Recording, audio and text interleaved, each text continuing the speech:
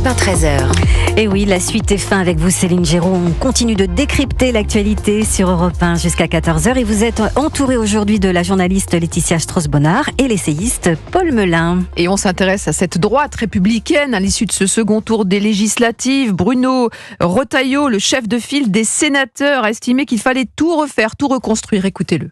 Je pense que la marque LR est morte. Et je pense qu'il faut reconstruire un grand parti de droite pour la France, faire en sorte qu'il y ait une droite qui propose que le travail paye plus que l'assistanat, qui propose qu'il y ait plus de fermeté, moins de laxisme vis-à-vis de l'immigration, vis-à-vis de la délinquance. Voilà, proposer quelque chose de nouveau.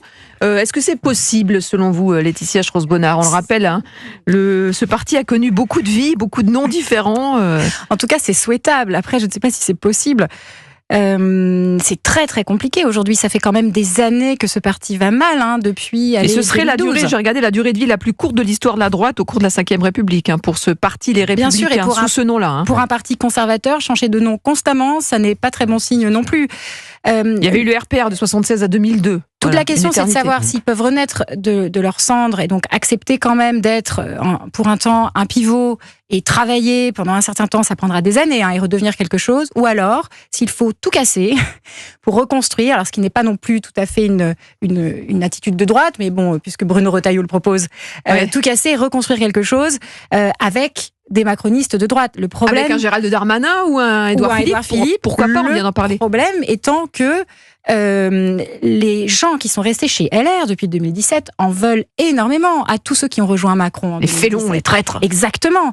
Et je crois que Bruno Retailleau fait partie des gens qui ont une certaine colère contre ces personnes. Donc, est-ce qu'ils pourront dépasser ça ? S'ils arrivent à dépasser ces rancœurs pour former un parti, on peut imaginer la reconstruction d'un centre droit. Mais franchement, pour l'instant, je suis très pessimiste sur cette possibilité. Oui, Paul Melun. D'autant qu'il y a les rancœurs personnelles, mais il y a aussi des rancœurs idéologiques. C'est-à-dire que on parle souvent des gauches irréconciliables.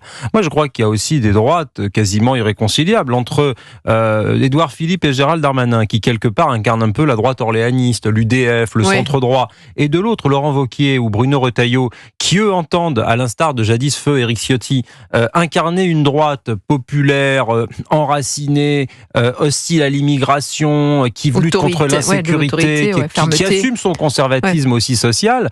Il y a quand même un monde. Oui, et je vois mal, effectivement, des profils comme, je dirais, Édouard Philippe ou Gérald Darmanin revenir au bercail comme si de rien n'était, d'autant qu'il y a aussi des ambitions personnelles. Laurent Wauquiez, en revanche, qui revient, qui retrouve le Palais Bourbon. Laurent Wauquiez, lui, il a gagné assez brillamment, il a fait plus de 60%.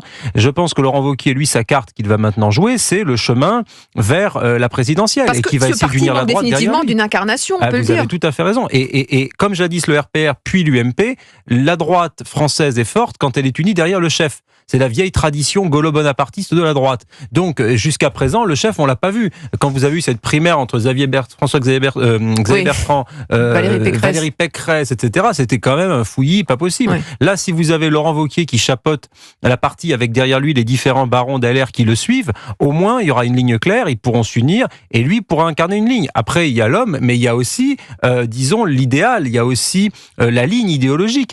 Et là, je pense que le problème de LR depuis des années, c'est qu'ils n'ont pas travaillé sur la ligne idéologique, sur le fond, sur le logiciel, sur l'idéologie. Mais justement, leur erreur, c'est de penser qu'il faut se séparer entre les libéraux et les conservateurs. L'histoire de la droite française, de la droite de gouvernement, c'est celle qui a réussi à combiner ces deux pôles. Il faut arriver à travailler ensemble. C'était le but de l'UMP. Les Gérald Darmanin, Édouard Philippe, Laurent Wauquiez pourraient s'entendre sur un certain nombre de principes, mais il faut faire des compromis dans ce cas-là. Donc je crois que cette séparation-là, et d'ailleurs, si vous la différence entre un Darmanin, un Wauquiez sur les questions économiques, je ne pense pas qu'elle soit très très importante.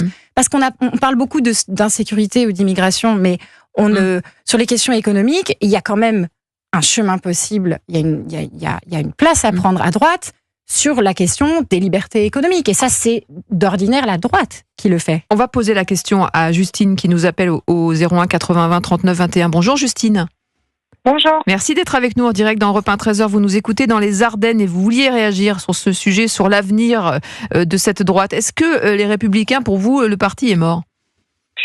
Oui, pour moi, oui, je suis assez d'accord avec l'analyse qui a été faite. Mais en fait, moi, j'irai un petit peu plus loin.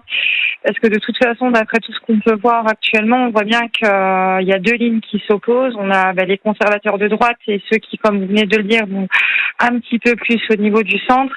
Et moi, je pense que la seule façon que la droite a de pouvoir s'opposer aux partis de gauche, c'est une alliance avec certains partis, certains membres du Rassemblement national qui, je pense, ne vont pas tarder à quitter le Rassemblement national pour construire une droite un peu plus forte.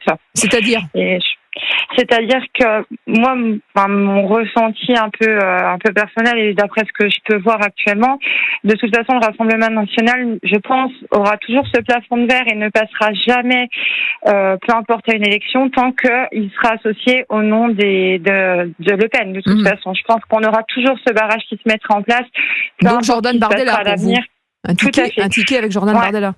Tout à fait. Il y a un de vos collaborateurs qui disait à l'instant qu'il serait peut-être judicieux de s'allier derrière une figure unique.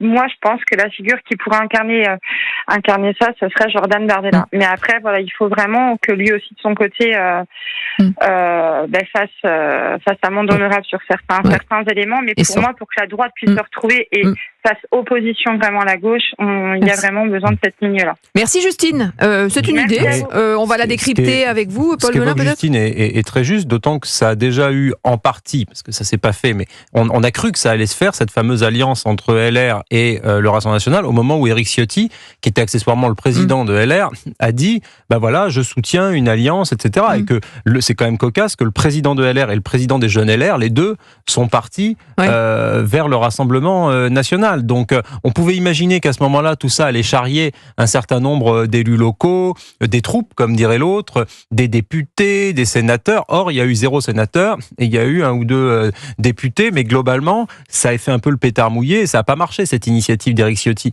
Donc c'est quand même vraiment très difficile, d'autant que l'incarnation de Laurent Wauquiez, c'est une incarnation autoporteuse. C'est-à-dire que Laurent Wauquiez, tant s'il est le candidat de sa famille politique, lui ou David Lisnard ou un autre d'ailleurs, ils n'auront aucun intérêt à si loin de la présidentielle à aller s'allier surtout derrière Jordan Bardella. À la rigueur, si alliance il y a, ça peut être des alliances d'entre-deux tours. Mais là, c'est trop tôt.